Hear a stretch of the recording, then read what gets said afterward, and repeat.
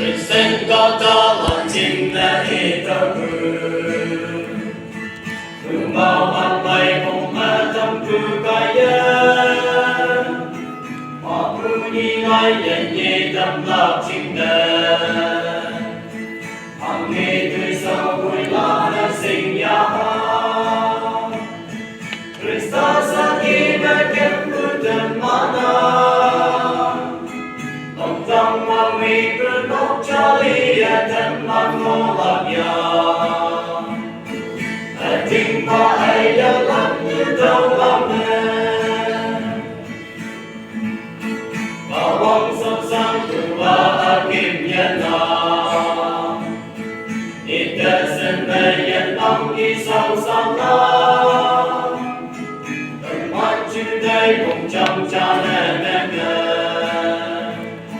hoa thu nhi lan vui bay lên ngọn hoa Christos akibat kemudian mana không vang mà vì không cho dia dan manolaknya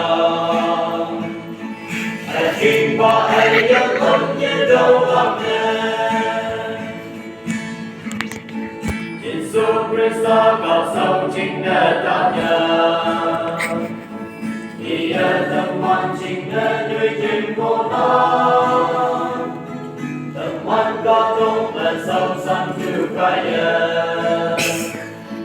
Mong tâm bằng chính và khẩn tập cho Allah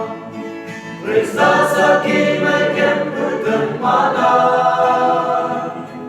Tentang mami penuh ceria dan manolaknya, timpa ayat langit